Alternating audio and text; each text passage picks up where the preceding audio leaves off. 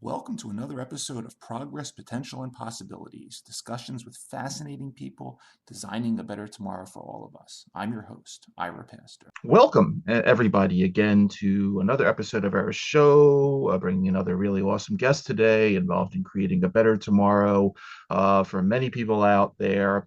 Today on the show, we have the honor of being joined by Dr. Martin Brenner, who is the Chief Executive Officer and Chief Scientific Officer of iBio, a company that is developing a next generation of cardiometabolic and obesity medicines, ultimately to promote higher quality weight loss and enhance overall metabolic health and function. They also have a really interesting pipeline of therapeutic candidates on the immuno-oncology front, looking at difficult to treat cancers from everything to lung and colorectal to pancreatic and glioblastoma.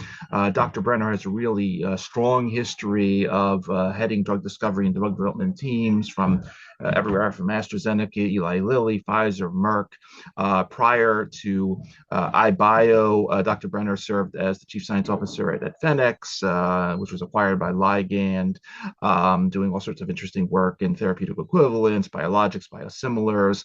There's also Recursion, focusing on rare diseases, as well as Stoke Therapeutics in the area of antisense oligos, as well, focusing on rare diseases. A lot of experience across the board, diabetes, NASH, cardiovascular, renal metabolism, and then back in the day started out in the area of islet biology and also heading the insulin resistant group at Pfizer. So broad expertise, a lot of really cool topics to get into today with what they're doing at iBio. Honored to have him with us, Dr. Martin Brenner. Thank you so much for taking time to come on the show. Thank you so much, Ira, for having me today. Wonderful having you.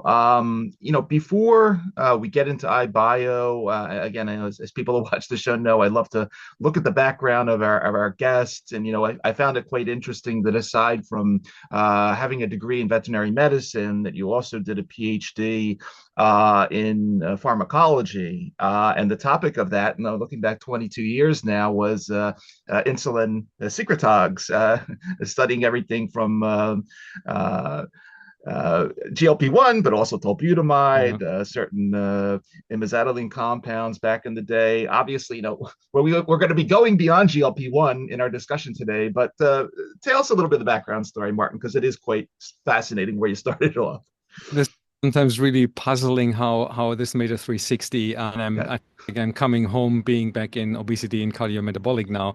As you mentioned, I started my career with my thesis that looked at molecules that small molecules that a chemist could actually synthesize in the lab that were supposed to work like GLP-1. And GLP-1 in the day in 2000 was not used for obesity. We found this molecule to be very, very effective lowering blood sugar. And like you mentioned, we had other molecules like tolbutamide that also lowered blood sugar, but independent of your current blood sugar. So the downside, you could actually go into hypoglycemic shock if you overdosed or dosed the wrong time. GLP-1 would not do that. GLP-1 would only work and release insulin when the blood sugar levels were high in the patient. And we try to find molecules that could be used as an oral, as a pill, to kind of mimic these. And I was brought into this. This was a program that Lilly had pursued for a long while. And I was brought in more or less to kind of say, we give it one last try, and write your thesis on this, try to kind of see if this if you can get this to work. And it was a really big success for my thesis. That was really easy to get this through and defend it. But of course, the molecules, we did not know the molecular target. And so ultimately, these molecules failed in safety studies. This is the story of making medicines, right? We're going to talk about AI and other tools today. But I just want to remind, the listeners that making a medicine is more than 10,000 steps. And around every corner, there is failure looming, and to kind of go and work on these potential pitfalls and find solutions. This is kind of what drug discovery is all about. Absolutely, absolutely, and I do, very much enjoy, as I was reading all about you, the going 360. But I really, again, I appreciate that laying the background there, and it is, the story is going to evolve in a very interesting way. So that's exciting. There's several issues, let's say, that iBio has chosen to focus on in the development of its platform, and obviously the novel therapeutics that's developing. And for the audience, I want to take a couple of these and just walk through them so we ultimately understand what we're doing when we get to the actual candidates. But the first part of the iBio story is all about antibody discovery, and obviously we're in an interesting world now where antibodies are the blockbusters of yesterday. On the top 10, the top 20 list, everything from immuno-oncology, autoimmune disease, and so forth. But as you point out on your website, it's a very challenging area.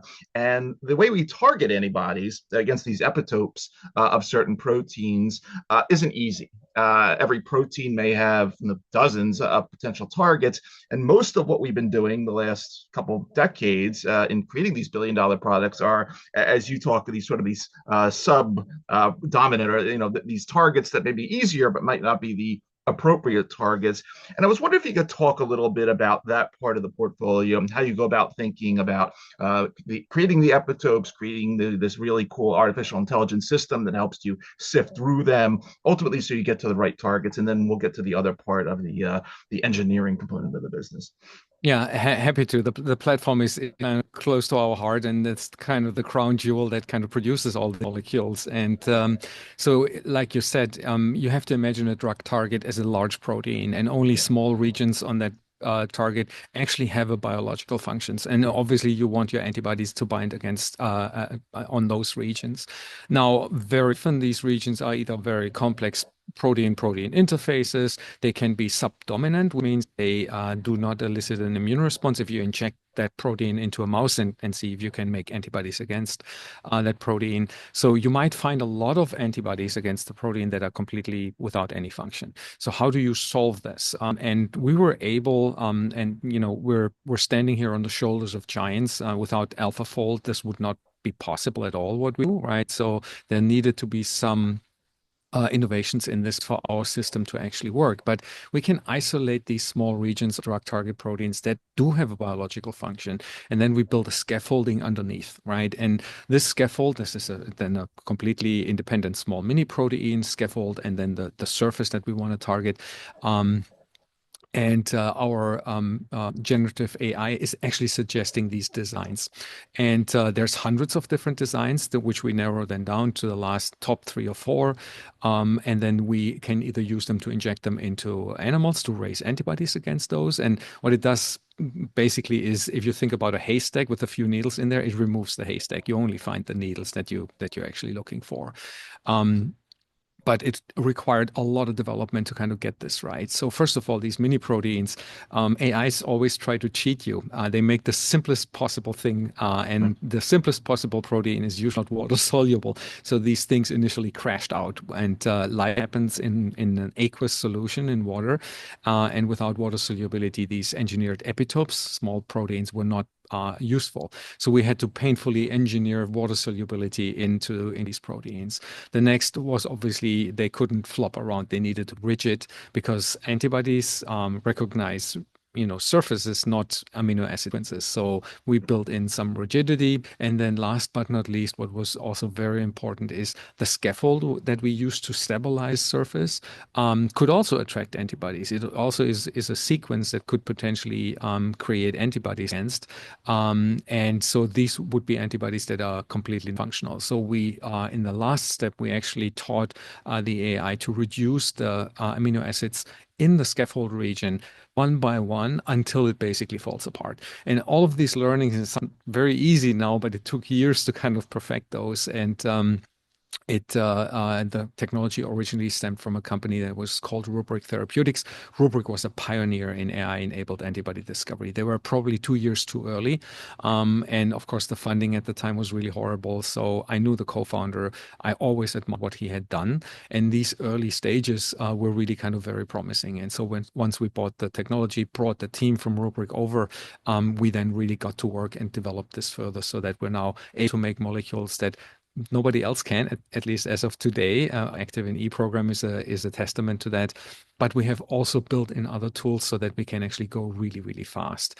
I know most of the time of development and cost is in clinical development, but what we're trying to do is we're trying to be as cost efficient and fast to bring as many things forward so that we can actually choose the best ones. So even in the early space, speed is really, really important. And of course, the quality of the molecules. And we can get into this a little later. But this technology allowed us to kind of build really differentiated assets. It's great to have a fantastic technology. Think of it as a beautiful flower. You look at it, but it doesn't do anything. So we're really big fans of having technology platforms that literally deliver something that others cannot. And we're very proud that we have achieved this. We went from idea to a development candidate, which can take up to 2 years. We actually went in 7 months. And it's just being possible because we use these novel technologies. Mm-hmm. Mm-hmm. And a little bit what you were just discussing there is only sort of one leg of the iBio stool, let's say, because you were just talking about antibody discovery and optimization. There's two other parts. One, you're creating bispecifics, and we talked a little bit about that on past shows in terms of putting two of antibodies together with some type of magic, and I can let you talk about that do two different things simultaneously. And then the third leg of this is something known as antibody masking, which you called the shield technology. Bring those two in now, because those sort of complete the iBio magic process, and then we'll take it further. Exactly. So once you have an antibody identified, that usually is not a ready-to-go drug, right? You have to further optimize that. And for that, you can take a traditional route, which has worked in the past, which is taking you 8 months, roughly. And it's a system that's called phage display. So in a phage display, it's a bacteriophage where you have one antibody fragment expressed on that. And what the benefit of this is that you can make billions of cousins of your input molecule. So you have one molecule you want to optimize, you billions of variations of that. And then you hope there's a better one among those billions. The diversity is really good, but the problem, these are not fully assembled antibodies. So what comes out might actually have liabilities. You might not be able to produce them, manufacture them. They might express in a mammalian cell, which you later use for manufacturing. And so the other system is mammalian display. So you go straight into a human cell, and you basically make the full-length antibody. One cell carries one antibody sequence. Now, the diversity of those libraries is much, much smaller. So it's about 1 million molecules that we can squeeze into a library like this. The developability of the antibody, what comes out at the end, you have something that you can actually manufacture, that it assembles correctly. And that is an often overlooked aspect, right? Because people go, hey, I have an antibody, but now I have to optimize it. It is better to kind of have a really good starting molecule and not kind of try to fix things later in manufacturing. That's a very dangerous play and often actually fails. Now, what we've done is we've combined these two techniques. So again, we're using a generative AI system that actually takes the full diversity of a phage library, and we've looked very carefully. There's large reasons in this orb of molecules that are non-productive. They have never made an antibody that would do anything or assembles correctly. We've eliminated these regions, have focused on the regions that did actually produce functional antibodies, and then artificially increase the diversity in those. The end result is that we're getting to about 1 million molecules that have almost the same diversity as these billions of molecules in phage library. Not the same, but close. And then we basically put one antibody sequence on one cell, and then we shoot them through a so-called cell sorter. And the cell sorter allows us to kind of hit the cells with multiple colored lasers. And what this allows us to do is optimize the antibody on multiple dimensions all at the same time. So for example, you want to have an antibody that's binding tighter to your target. You can actually see in that single experiment, oh, here's a bunch of antibodies that bind very, very tightly. You can then also optimize how well do these antibodies express in the cells. That's important because later on, you need to actually purify that antibody in your manufacturing process. The higher it expresses, the easier the manufacturing process will become. And specifically, if we're talking about large indications like obesity, you cannot really make an antibody that expresses really poorly. You would spend millions of dollars to kind of manufacture this. Cost would go up exponentially. You need that to be built in. And then we can build in species cross-reactivity. That means we can make antibodies that bind not only the human target, but also the target in non-human primates, which is our primary safety species. And we can make them, of course, more specific to the target. So deselect all of the antibodies that usually, bind to other targets just by accident. And by doing this in a single step, we save a lot of time. We can do this in 3 weeks instead of 8 months. And this is what helps us. Now, this mammalian display has other benefits, and you mentioned this, right? Bispecific antibodies, like you said, antibodies have in general a Y shape, and one arm of the Y hits one target.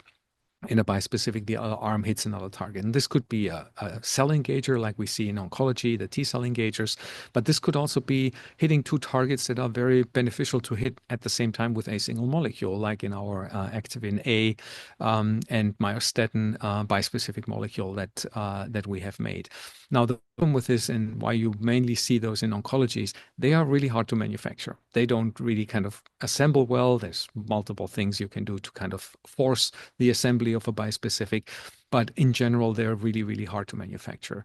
But if you have a mammalian system like we have, we basically kind of run a campaign for one target. So we have thousands of molecules that bind to one target, thousands of molecules that bind to the other, and then create a library of all combinations imaginable.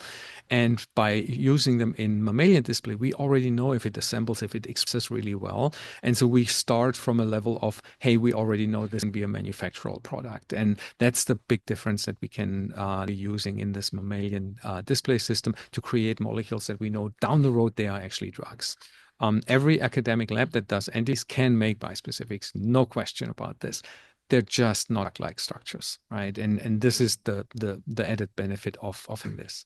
Now, another beauty of the mammalian system is we, as you mentioned, can also create masked antibodies. And masked antibodies are antibodies where there is basically a small peptide or protein on top of the binding regions of the antibody, and that renders antibody in its basic state completely inactive, right? And then usually this mask is linked to the antibody with a small amino acid chain that you design so that it's cleaved by a certain enzyme that occurs in the tissue that you want to target. So in the case of oncology, for example, it would be important if you have a T-cell engager. I'm sure you heard about cytokine release syndrome. This is really, really nasty. It actually has killed patients during trials. It kind of completely releases cytokines from T cells that get engaged non-specifically. And what you can do with this masked antibodies, you can actually get the inactive antibody not doing anything, but once it enters the tumor, and there's an enzyme called MMP9, it cleaves that linker, takes the mask off the antibody, and then the antibody gets activated only in the tumor. So ideally, you create basically a distance between activity in the tumor and outside of the tumor. It's never 100%, but it can give you a much, much better safety window, and you can dose higher and probably get to better efficacy. Now, this has been really, really challenging. There's more things that are important than just putting a mask on. It's the kinetics. How quickly does the mask come off? Once the antibody is activated, it can actually get out of the tumor and still cause side effects. So you need to also shorten the half-life of the molecule. It needs to break down faster once it's activated. So there's all kinds of different things happening. And there's two companies who have been really instrumental in this space with CytomX and Genix. And they have really done the heavy lifting and all of the hard work. How we differentiate here is again through our mammalian display, because we can optimize not only an antibody, we can optimize the whole, three-body problem. We have combinations of antibodies, hundreds of them, different mask designs, also hundreds of them, and different linker design. We put them all in the mammalian display, and again, in a single shot experiment, we can actually define what is the best possible combination that gives us the most confidence that this would actually be efficacious, has the right kinetics, has the right half-life after it gets activated. All of that can be mimicked in this single experiment. And that not only makes us faster, it also gives us a chance actually to get to a result. It's not every antibody can be masked. Not every antibody can be utilized after the fact. And because we're not using a single clinical candidate antibody, but we use a group of 100 lead molecules, we have much, much more flexibility. And our mask is actually what we talked about, our engineered epitopes at the beginning, how we raised the antibody. They form basically perfect little masks on these antibodies. So we have built the mask into the process. For our competitors, it's often that they have to create that mask in a random fashion. So again, an AI is generating a random mask, puts it on the antibody, but that makes it a lot more challenging. And it is actually kind of, often, the result could be that the mask is not optimal or the mask cannot actually be built. And we have this mask already from the discovery process built in there. All we got to do is, solve this three-body problem in mask linker and antibody in our mammalian display. So we're really excited about this. And since we're a very small company, we're at the moment really focused on obesity, cardiometabolic, but we're definitely looking for a strong partner who's willing to take that technology into the clinic. Again, it's really hard to say anything unless you have actually clinical data. And so we're definitely looking for somebody with a strong oncology background to kind of do a few targets with us and lets us mask these antibodies and see how they behave. Awesome.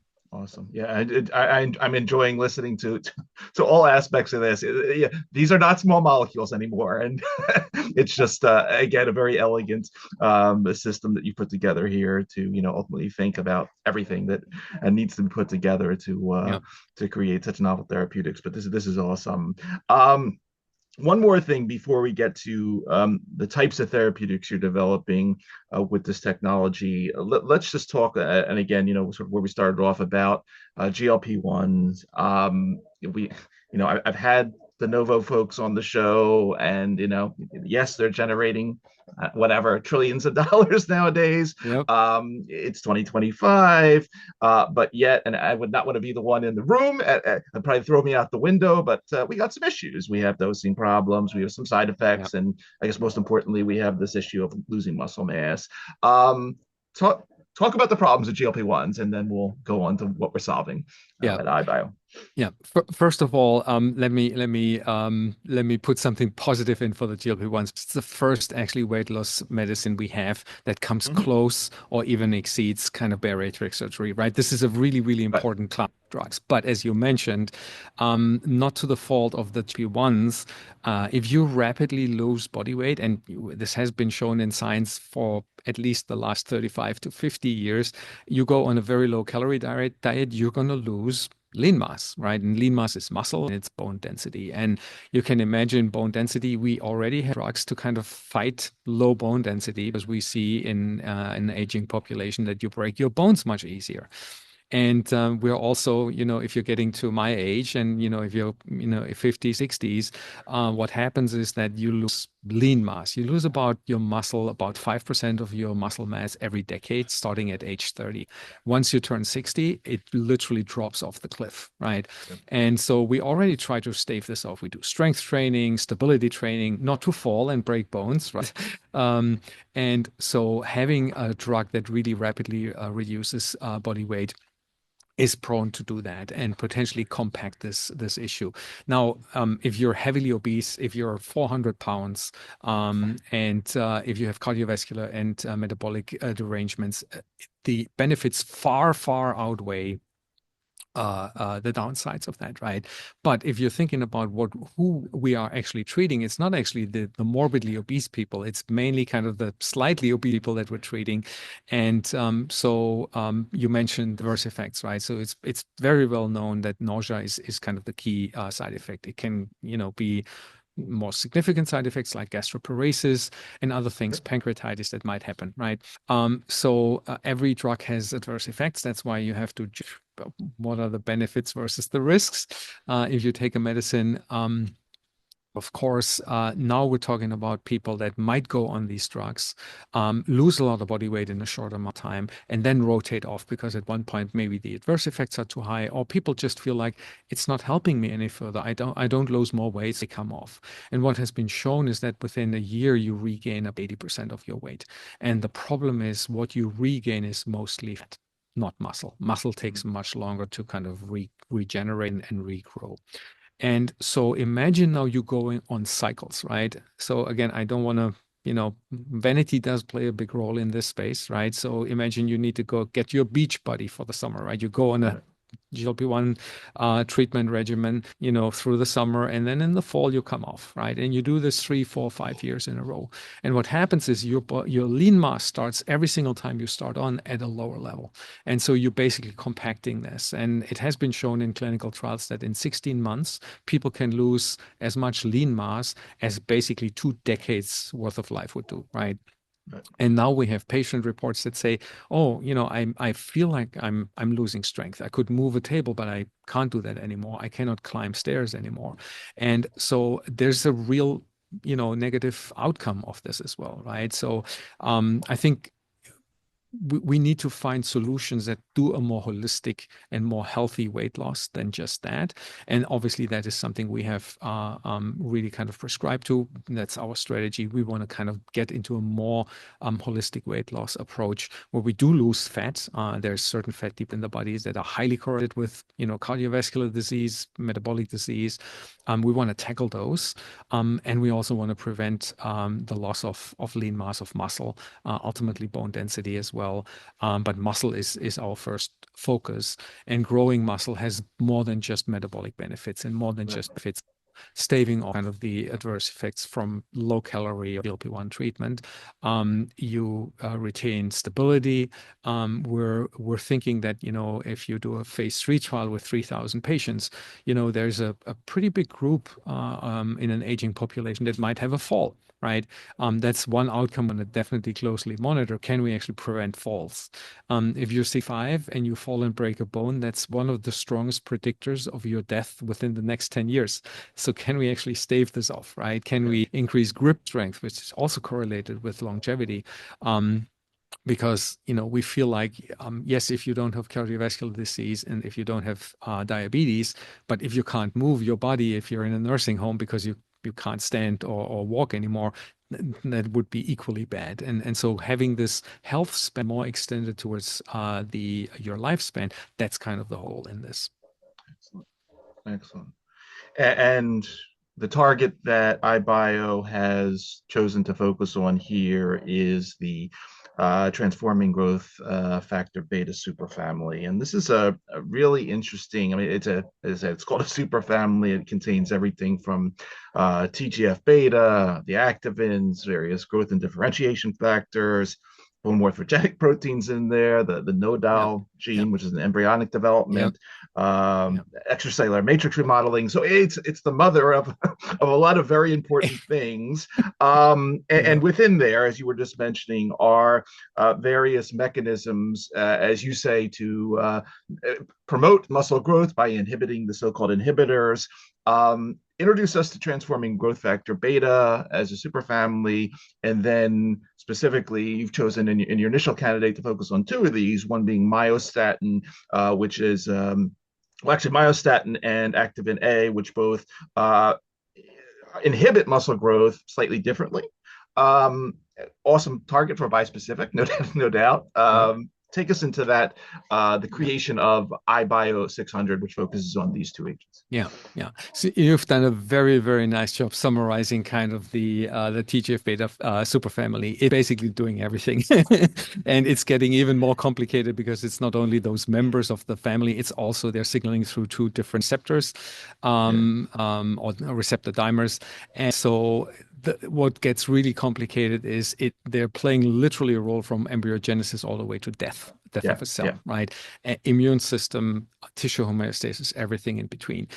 They're spatially and temporally restricted, right? The receptors plus the expression of the factors can actually switch things on during embryogenesis or during adult life. And so literally the sky is the limit, but this is also what makes it so complicated. To understand this family, to modulate members of this family, you need to be pretty sure that this is a safe mechanism, right? And we can get into the safety in a little bit, but we're focusing initially on the muscle side on myostatin and activin A. So in humans, there's two negative regulators of muscle growth, at least two that we know of today, which is myostatin and activin A. Myostatin is a really well validated target. So there's families in the world that have no myostatin or reduced function. And the only effect that seems to have is that these families and the members are very strong and muscular. And there was a boy described in a paper a few years back, basically a newborn that had already calves like a bodybuilder, right? And so it's very, very unusual for a newborn to be so strong. And that child turned out to be very strong. You know, he could hold on to things very early in life. They tested all of the family members, and they had multiple versions, strength of loss of function, if you will. And what came out was that even an uncle, he was a construction worker, he could lift curbstones off a truck, which nobody else could usually use a forklift. And so there seemed to be no adverse effects on health. The only differentiator is the families that have these mutations are very lean, very strong and muscular, but there seemed to be no other adverse effects of that. So we're fairly sure myostatin pretty safe mechanism, and it's also highly validated in actually growing muscle and in increasing strength in these individuals. Now, what has been often overlooked in basic research, where we focus a lot on research in mice. In mice, the major negative regulator of muscle is myostatin alone. In humans, it changes. Right? Humans, activin A is actually one TGF-beta family member that increases with age and also suppresses muscle. And we've done these experiments here at iBio also with primary human muscle cells. So these are, if you will, stem cells of muscles. And then we coax them into becoming muscle cells, and we add activin A or myostatin or both. We see a complete suppression, so we cannot actually differentiate them into muscle. So that is a pretty well-established mechanism.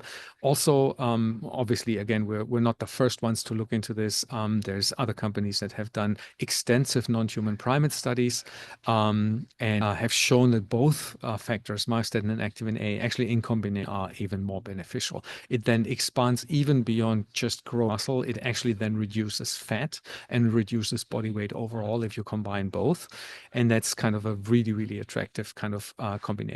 There's a current trial going on. It's called Courage by Regeneron, and that trial reads out end of the year. And that actually tests this combination alone and on top of GLP-1s. And of course, with a bispecific molecule, these are two individual molecules. One has to be injected IV. The other one can be subcutaneous, but obviously having a single molecule ready to go is our goal by the end of the year. So having that bispecific molecule ready. So those are the two kind of mechanisms we pursue. Of course, everything that comes with increased efficacy also carries more risk. Activin A has been used in some rare diseases before, and it has shown that there is a reversible effect on fertility both in men and women if you block activin A. And we know from embryogenic studies in mice that activin A is necessary for the development of the embryonic heart. So of course, you know, one has to be very, very careful who to treat with a combination like this.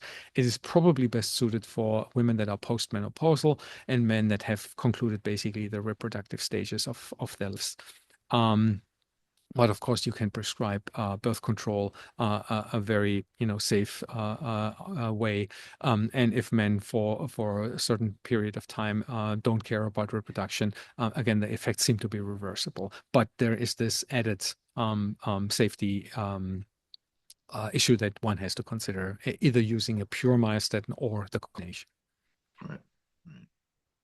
And Martin, also bring in Activin E here, because that's another target as well that you're, and this is it falls in this class of a so-called hepatokine, which is produced by the liver. And again, when this thing is off, normally we get really fat, and our liver turns to fat and all that. And again, another nice case of, if you're able to block this thing as well, a lot of great things happen. So talk about that aspect as well, Activin E. Yeah.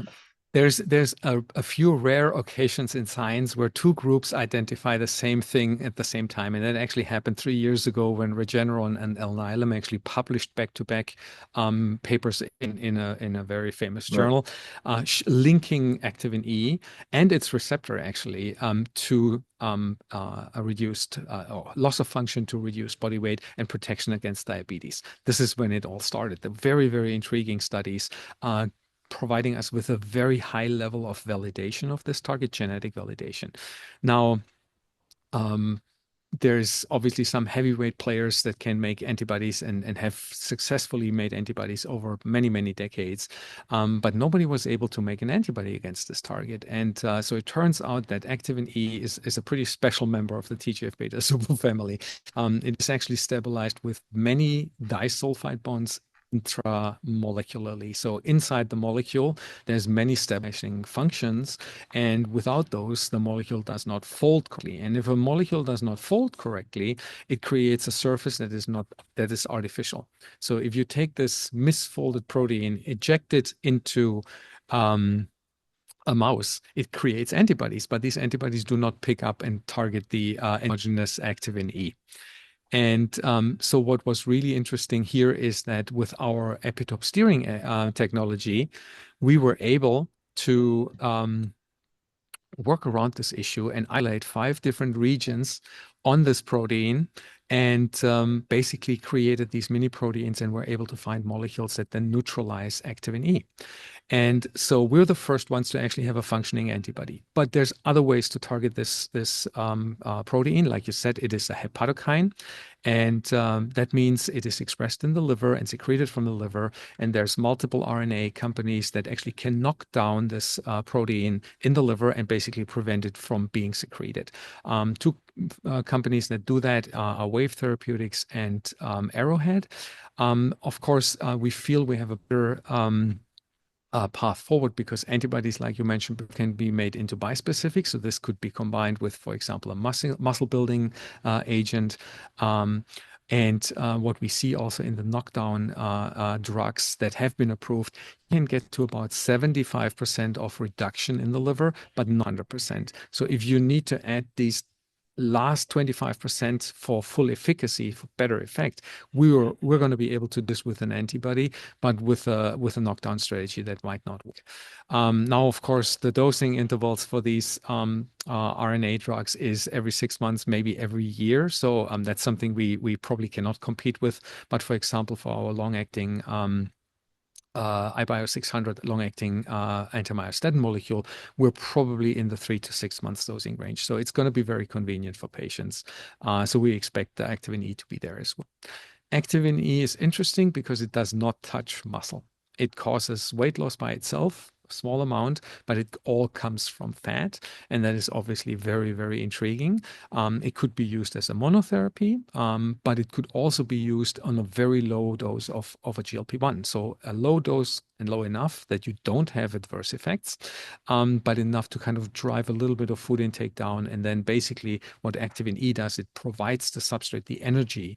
And when you lose a lot of body weight, the energy comes from both muscle and from fat. But if you're actually providing more fat as energy substrate, you could basically spare muscle, if you will. That's the current hypothesis how this might be working.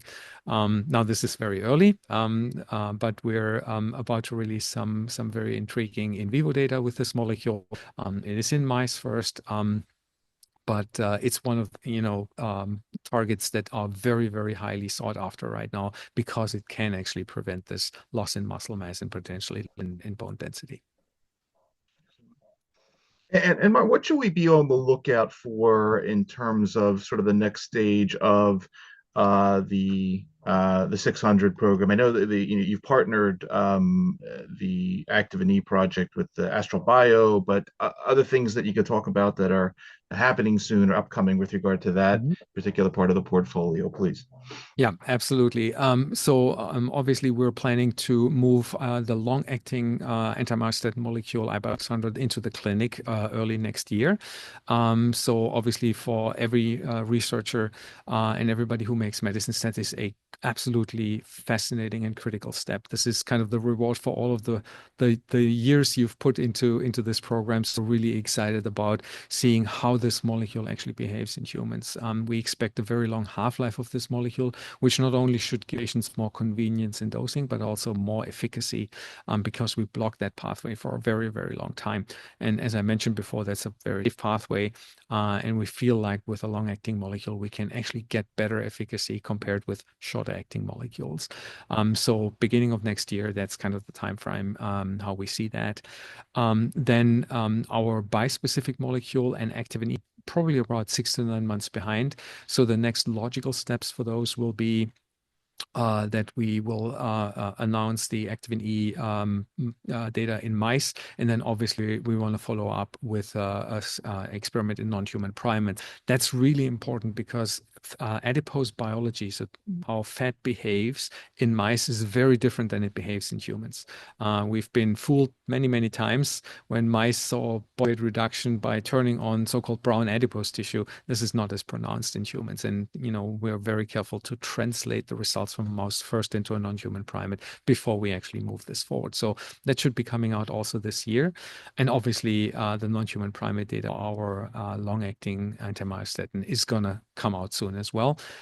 So we're expecting a very, very extended half-life of this molecule and also better efficacy. The study we had designed was in very old monkeys. They're, compared to humans, 65 to 75 years old. They're sedentary and obese. Basically like a human being, got a little lazy, didn't exercise as much, ate a little bit too much, and have gained a lot of fat over the years. And that's the class and type of monkey we have actually treated. And you can imagine we're super excited to kind of release that data because if that works in such an old animal, there's a pretty high likelihood it's going to work also in aged humans. Muscle growth, obviously you grow muscle a lot easier when you're younger. So showing this in an aged population of non-human primates, I think is a real critical experiment. And to our knowledge, the first people have ever done this. That should be coming out very, very soon, within weeks or a week. And then you can expect the bispecific to go into non-human primates, probably also end of year. And then 6 to 9 months later, as I mentioned, clinical development could start then second half of 2026 for both of these programs. Now, as you have seen, I'm sure, is the external environment is not very conducive right now for raising a lot of money. And of course, know that this is going to be challenging, but there's also a huge interest in our programs from potential partners. So we have multiple alleys to go down to actually move the molecules in the clinic. I think there will be very, very important alternatives for patients. And so we really want to see them move as fast as we can towards clinical development. Excellent. And while we're on that part of the portfolio, and I just wanted to ask about one other thing, because we do a lot on the show in sort of this evolving area of sort of the health span, sort of a longevity biotech segment. Yeah. And there's a sentence here that popped out to me. It says, we're using the scalable platform for chronic diseases such as obesity with an eye towards other diseases where we can enhance quality of life, health span, and longevity. And clearly, I think the GLP-1s have been on the radar the last couple of years, to sort of everything they're being repurposed for, as sort of, hey, maybe these products are the first of what we envision as sort of longevity therapeutics, not that they're going to make us 200 years old, but this principle of health span that, we'd like to be in our 80s and 90s, as, active as we were in our 40s and 50s. Say just a couple words about that, if you would. I mean, I know it's not core to the mission, but I think it's important because when you combine what you're doing with sort of where we're coming with the GLP-1s, it's kind of a holy grail what you're producing here. Yeah. So I think this is very, very important, right? So a small company, there's always this tension between focus and also vision, right? Sure. And so we are fully aware of this. This is why we love our platform. Our platform is capable to run all programs in parallel and basically increase the cost only incrementally versus running one program. So that allows us to do a lot on the preclinical side, right? Many of these things will likely not, see the light of day, but it prepares us exactly for that, like you said, right? When first the longevity research came out in Japan, actually started that quite a while ago. The outcome we had was death, right? So this is really hard to run clinical trials on that outcome. Now we have much better. We have DNA fingerprinting. We can look at biological age based on machine learning tools that we use in our monitors, like wristwatches and sports watches and smartwatches, whatever. We're now able to kind of get much deeper into our physiology on a continuous level. And so we're watching this field very, very carefully. I have been a huge follower of senescent cell. I don't know if you followed that space, but obviously there's now non-human primate studies where you remove these senescent cells and you see a clear measurable benefit in these aged non-human primates. So again, this is something where you might have to eliminate a cell, and what better than using a bispecific molecule that engages our immune system to kind of clear these cells out. What has been shown is that stem cells actually wander into these created niches and then improve tissue regeneration, for example. So there's a couple of companies working on this. It's a little too early to really find funding for that right now, or significant funding, but I think it's a natural extension of obesity research, right? We have chronic diseases is what harms us, right? And we are an aging population.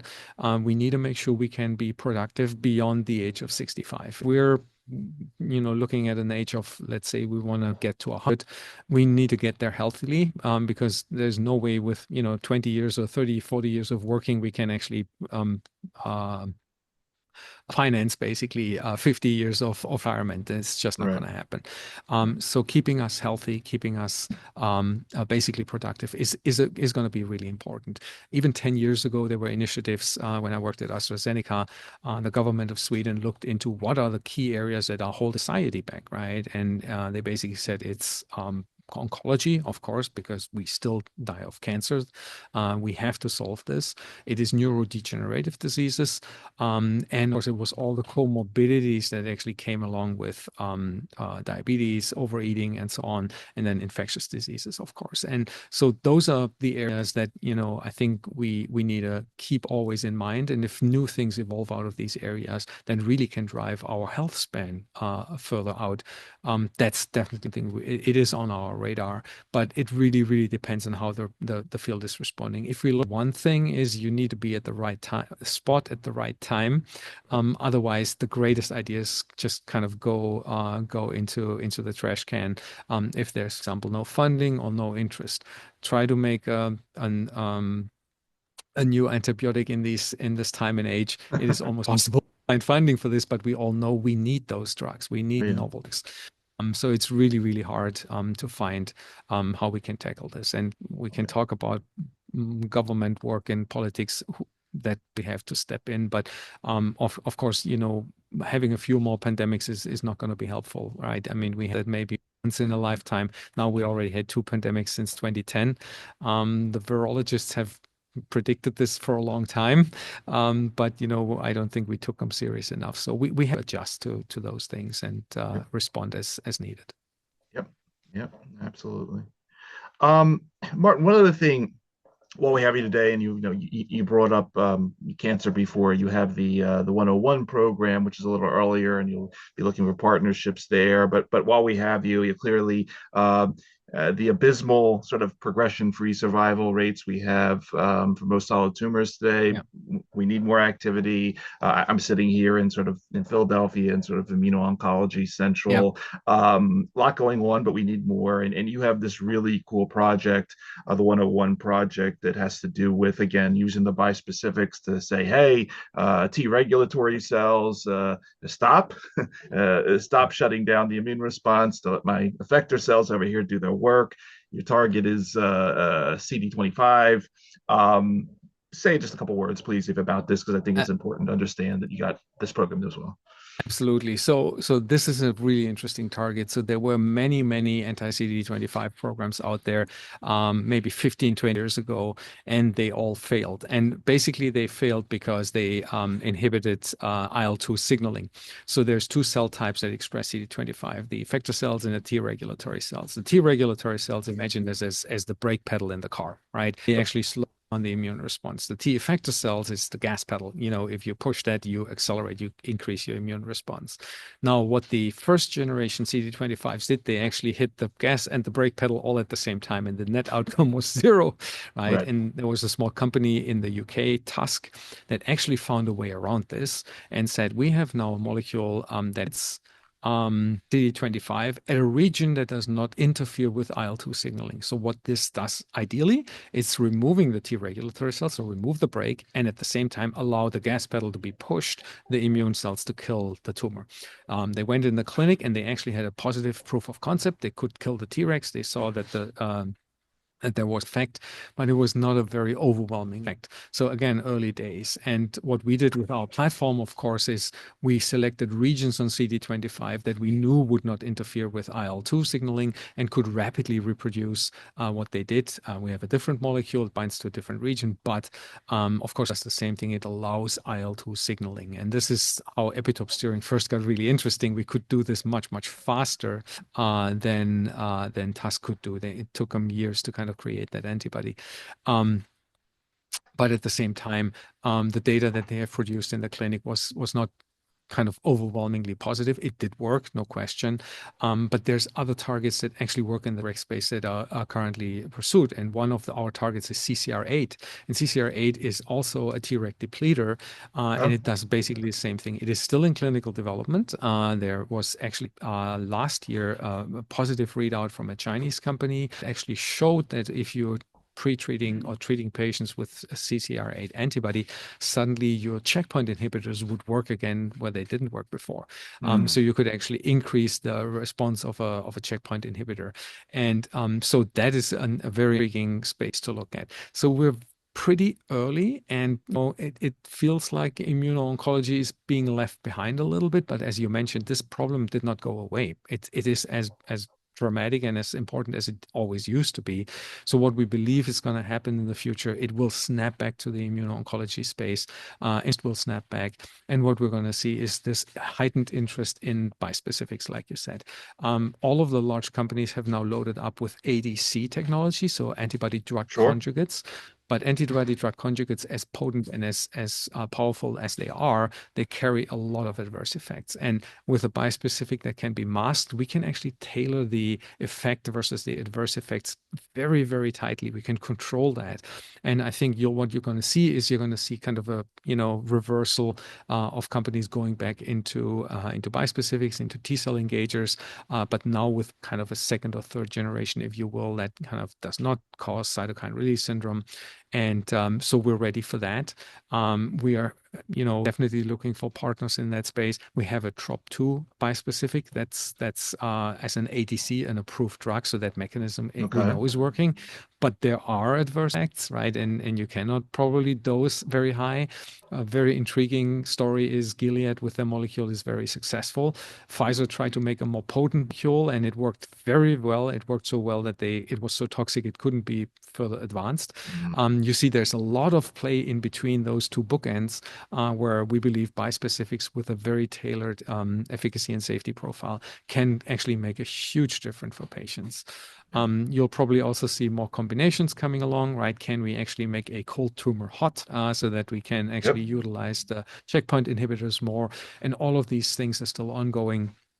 Again, we're never going to run out of targets for oncology. Unfortunately, it is such a complex disease. If you will, it is the ultimate personalized disease, right? And we need probably ultimately personalized medicine on a patient, almost patient-to-patient level. That is how complicated this really is. Absolutely. Absolutely. But no, it's exciting to see you again thinking about it as well. Obviously, the cardiometabolic and obesity stuff is taking most of your time, but I'm glad it's in the portfolio as well. And you think about sort of again these novel ways to do things in the second and third generation approaches. So that's awesome. Martin, final messages while we have you today. Anything else coming up that we should know about? Conferences, talks, anything I missed while we have you, please.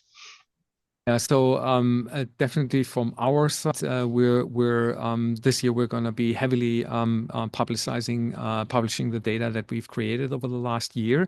So on the lookout for Activin E, our myostatin program, the bispecific. So we're going to be at ADA, American Diabetes Association meeting. That's kind of the biggest meeting middle of the year, but also Obesity Week in the winter is important. And there's a couple of anti-conferences like PEGS where we're going to speak. I think in general, from the industry, there's two big studies that we're really all waiting for. One is the Embrace trial from Scholar Rock that should be reading out very soon.